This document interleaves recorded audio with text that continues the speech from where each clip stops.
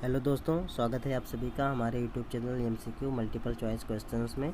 दोस्तों, आज हम केमिस्ट्री के बहुत ही इंपॉर्टेंट बहुविकल्पीय क्वेश्चंस का अध्ययन करने जा रहे हैं, जो कि किसी भी परीक्षाओं के लिए बहुत ही ज़्यादा इंपॉर्टेंट होने वाले हैं। तो दोस्तों, अगर आप हमारे चैनल पर नए हैं तो चैनल सब्सक्राइब कर लीजिए। चलिए शुरू करते हैं आज का टॉपिक। तो पहला प्रश्न है, पृथ्वी पर पाए जाने वाले तत्वों में कार्बन का कौन सा स्थान है। कार्बन का स्थान पूछा जा रहा है। तो अभी तक पृथ्वी पर जितने तत्व पाए जाते हैं उनकी संख्या 108 है। और बात करें कार्बन का कौन सा स्थान है, तो कार्बन का 17वां स्थान है, यानी कि ऑप्शन नंबर तीसरा सही होगा। और अगर ह्यूमन बॉडी में बात किया जाए, मानव शरीर में कार्बन कितने प्रतिशत में पाया जाता है, तो इसकी प्रतिशत मात्रा है 16.5%। ये काफ़ी ज़्यादा इंपॉर्टेंट प्रश्न है, इसको याद करके रखेंगे। ठीक है, अब बढ़ते हैं नेक्स्ट प्रश्न की तरफ। अब दूसरा प्रश्न पूछा जा रहा है, एक मिनट।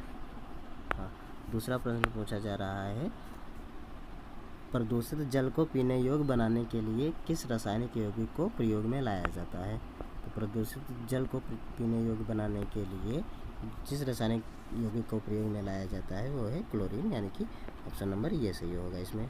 ठीक है, क्लोरीन, ऑप्शन नंबर ये सही होगा। क्लोरीन की खोज कब हुई थी? तो क्लोरीन की खोज हुई थी सन 1774 में। किसके द्वारा की गई थी? सी डब्ल्यू स्किल्स के द्वारा की गई थी। ठीक है, सी डब्ल्यू स्किल्स। काफ़ी ज़्यादा इंपॉर्टेंट प्रश्न है, ये भी याद रखेंगे। और हाँ, इसमें एक चीज़ और देख लेते हैं कि इसका एटॉम मास कितना होता है। तो इसका एटॉम मास होता है, लिख दे रहा हूँ मैं यहाँ पे, 35.452 के लगभग होता है एटॉम मास इसका। ठीक है, और इसकी डेंसिटी अगर पूछी जाती है, इसकी डेंसिटी होती है, यहाँ पे लिख दे रहा हूँ, 214 ग्राम पर सेंटीमीटर क्यूब होती है। ठीक है, ये जी है, ग्राम पर सेंटीमीटर क्यूब होती है। ठीक है, और अब नेक्स्ट प्रश्न देखते हैं। अंतराणुक बल अधिक होता है, मतलब पूछा जा रहा है कि अंतराणुक बल सबसे अधिक किसमें होता है? गैस में होता है, ठोस में होता है, द्रव में होता है, या तीनों में समान होता है? तो अंतराणुक बल सबसे अधिक होता है, ये जानने से पहले ये जान लेते हैं कि पदार्थ कितने प्रकार के होते हैं। पेन में थोड़ा सा छोटा करूँगा। तो पदार्थ कितने प्रकार के होते हैं ये जान लेते हैं। तो सामान्यतः पदार्थ 3 प्रकार के होते हैं। पहला होता है ठोस, दूसरा द्रव, और तीसरा होता है गैस। ठीक है, तो ठोस में जो हमें पता है कि सभी पदार्थ जो भी बने होते हैं छोटे छोटे अणुओं से बने होते हैं। तो ठोस में जो अणु होते हैं वो काफ़ी पास पास होते हैं, कुछ इस तरह से एकदम करीब होते हैं। ठीक है, और द्रव में जो अणु होते हैं उनमें थोड़ा थोड़ा गैप होता है, इतना सा। और गैस के जो अणु होते हैं, सॉरी ये हट गया, इसे लिख देता हूँ। गैस के जो अणु होते हैं उनमें काफ़ी ज़्यादा गैप होता है, बहुत ही दूरी पे होते हैं। तो सामान्यतः सी बात है कि जिनमें अणुओं की संख्या ज़्यादा होगी, अर्थात अणु ज़्यादा पास पास होंगे, उनमें अंतराणु बल अधिक लगेगा। तो इसमें ऑप्शन नंबर दूसरा सही होगा, यानी कि ठोस में होएगा। ठीक है, और गैस में सबसे ज़्यादा दूरी पे होते हैं, कुछ इस तरह से होते हैं। तो ये इनमें सबसे कम लगेगा। अगर यही प्रश्न अपोजिट पूछ लिया जाता है कि अंतराणु बल सबसे कम किस में लगेगा, तो अंतराणु बल सबसे कम लगेगा गैस में। ठीक है, अगला प्रश्न पूछा जा रहा है, निम्नलिखित में से सबसे अधिक ऊष्मीयमान किसका होता है। तो सबसे पहले तो ये जान लेते हैं कि ऊष्मीयमान कहते किसे हैं। तो किसी ईंधन के 1 ग्राम मात्रा को वायु या ऑक्सीजन में जलाने पर जो ऊष्मा उत्पन्न होती है उसे ईंधन का ऊष्मीयमान कहा जाता है।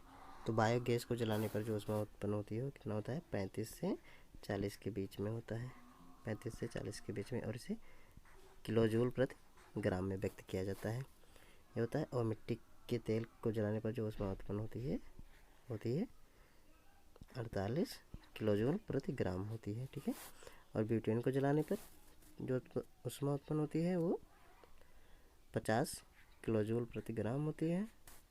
और एथेनॉल को जलाने पर जो ऊष्मा उत्पन्न होती है वो कितना होती है? 30 किलो जूल प्रति ग्राम होती है। तो इसका जो सही आंसर होगा वो क्या होगा, इसका सही आंसर होगा ऑप्शन नंबर तीसरा, यानी कि ब्यूटेन को जलाने पर। ब्यूटेन को जलाने पर 50 कैलोरी जूल उत्पादन ऊष्मा उत्पन्न हो रही है, यानी कि ये ऑप्शन सही होगा। अब आ जाते हैं नेक्स्ट प्रश्न की तरफ। तो अगला प्रश्न पूछा जा रहा है, मनुष्य को सर्वप्रथम किस धातु का ज्ञात हुआ था। चार ऑप्शन दिए गए हैं, पीतल, तांबा, लोहा और सिल्वर।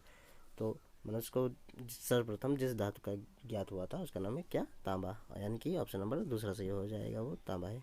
सबसे पहले इसी तत्व का ज्ञात हुआ था, इसी धातु का ज्ञात हुआ था मनुष्य को। ठीक है, अब अगला प्रश्न देखते हैं। कृत्रिम गोल्ड होता है, तो कृत्रिम गोल्ड क्या होता है, ये होता है एल्युमिनियम ब्रांज, यानी कि ऑप्शन नंबर दूसरा सही होगा ये। ठीक है, एल्युमिनियम ब्रांज होता है और ये Cu के 95% और Al के कितने 5% से मिलकर बना होता है। यह एक मिश्रित धातु है। इसका उपयोग आभूषण बनाने और मूर्तियाँ बनाने में किया जाता है। ठीक है, याद रखेंगे, काफ़ी इंपॉर्टेंट प्रश्न है। अगला प्रश्न देखते हैं, क्वेश्चन नंबर 7वां पूछ रहा है, पानी के 180 ग्राम में मोलों की संख्या क्या होती है। ये न्यूमेरिकल टाइप का प्रश्न है, चलिए इसको निकालते हैं कैसे होगा। तो इसको निकालने के लिए फॉर्मूला होता है, मैं लिख रहा हूँ यहाँ पर,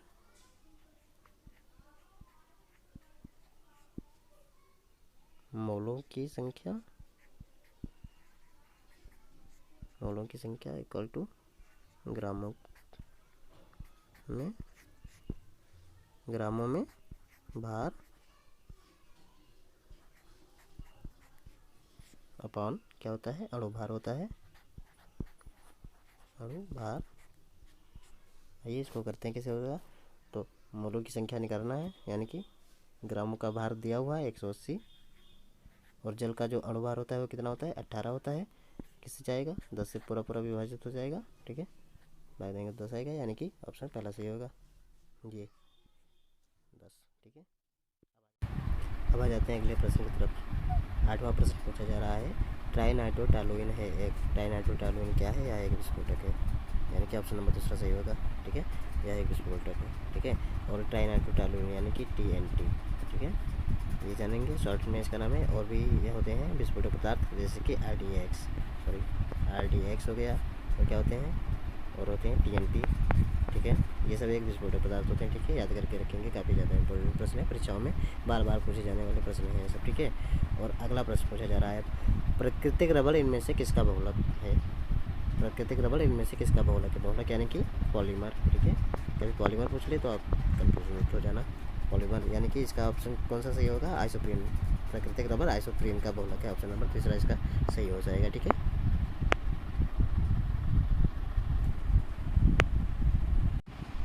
अब अगले प्रश्न पे आ जाते हैं। प्रश्न संख्या 10 में क्या पूछा जा रहा है, अम्ल वर्षा होती है। अम्ल वर्षा किसके कारण होती है। ऑप्शन हैं, कारखानों के धुएं से होती है, पेट्रोल से होती है, या कोयला जलाने से होती है, या लकड़ी जलाने से होती है। तो अम्ल वर्षा जो होती है कारखानों के धुएं से होती है। कारखानों के धुएं में क्या पाया जाता है, कारखानों के धुएं में पाया जाता है SO2 + NO2, जो कि जल के संपर्क में आने पर अम्ल वर्षा होती है। ठीक है, अब अगले प्रश्न की तरफ आ जाते हैं।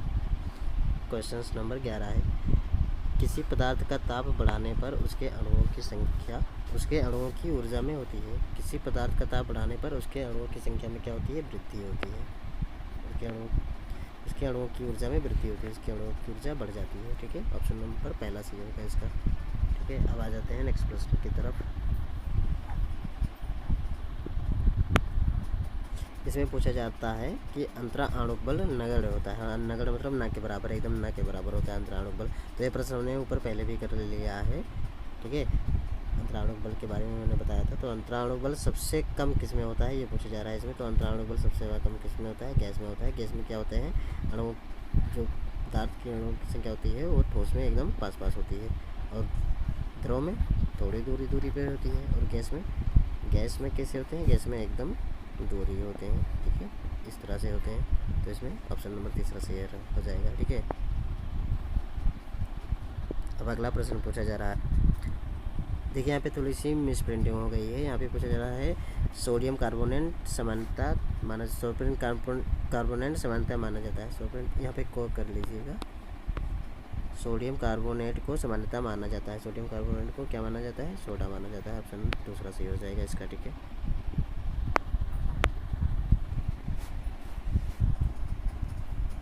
दूसरा प्रश्न देख लेते हैं। क्वेश्चन नंबर 14 है, बॉक्साइड अयस्क है। बॉक्साइड किसका अयस्क होते हैं, बॉक्साइड एल्युमिनियम का अयस्क है, यानी कि ऑप्शन नंबर दूसरा इसका सही हो जाएगा, ठीक है।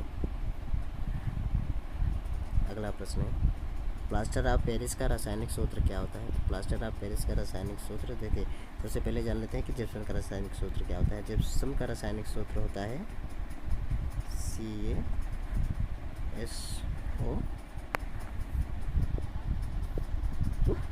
2H2O होता है। और जब इसको 120 डिग्री सेल्सियस ताप पे गर्म किया जाता है तो क्या हो जाता है। अब इसी बात है कि इसमें जल वाष्प बन के उड़ जाएगा तो क्या बचेगा, CaHO4 इंटू हाफ H2O बच जाएगा, ठीक है। हाफ H2O बच जाएगा, यानी कि इसका कौन सा आंसर हो जाएगा, इसका आंसर हो जाएगा दूसरा, ऑप्शन नंबर 2 ये सही हो जाएगा, ठीक है।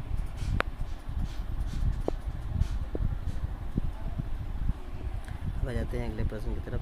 प्रश्न नंबर 16 पूछा जा रहा है, चूने के पत्थर का, प्रश्न नंबर 16 क्या है, चूने के पत्थर का रासायनिक नाम क्या है। चूने के पत्थर का रासायनिक नाम पूछा जा रहा है तो इसका तीसरा ऑप्शन सही होगा, कैल्शियम कार्बोनेट। चूने के पत्थर का रासायनिक नाम कैल्शियम कार्बोनेट, यानी कि CaCO3 होता है, ठीक है, CaCO3। अगला प्रश्न देख लेते हैं। 18वां प्रश्न है, निम्नलिखित में से किस खनिज द्वारा लोहा प्राप्त किया जाता है।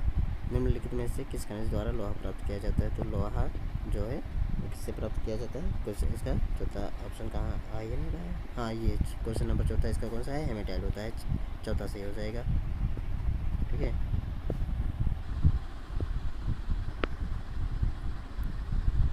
आतिशबाजी में देखे जाने वाला हरा रंग किसकी उपस्थिति के कारण होता है। आतिशबाजी में देखे जाने वाला हरा रंग पूछ रहा है तो हरा रंग जो होता है बेरियम के कारण होता है। बेरियम के कारण हरा रंग होता है। स्टेरियम के कारण क्या होता है, रेड होता है। और सोडियम के कारण कौन सा होता है, सोडियम के कारण येलो होता है, ठीक है।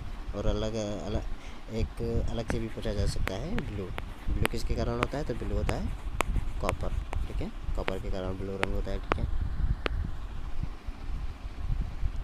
लास्ट प्रश्न में आ जाते हैं, 20वां क्वेश्चन से हमारा, ब्लड प्रूफ जैकेट बनाने के लिए निम्नलिखित में से किस पॉलीमर सामग्री का उपयोग किया जाता है। किस पॉलीमर सामग्री का उपयोग किया जाता है ब्लड प्रूफ बनाने के लिए। तो वैसे तो ब्लड प्रूफ जैकेट बनाने के लिए अगर इस ऑप्शंस के अनुसार देखें तो केल्वर सही होगा, और अन्यथा केल्वर ऑप्शन में नहीं दिया जाता है तो लेक्सन भी होता है। लेक्सन भी ब्लड प्रूफ जैकेट बनाने के लिए काम में आता है। और नायलॉन 6 में दिया गया है एक, तो नायलॉन 6 के बारे में जान लेते हैं। इसका प्रयोग चप्पल बनाने में, कपड़े बनाने में आदि किया जाता है। गिटार की जो सामग्री होती है उसको बनाने में किया जाता है, ठीक है।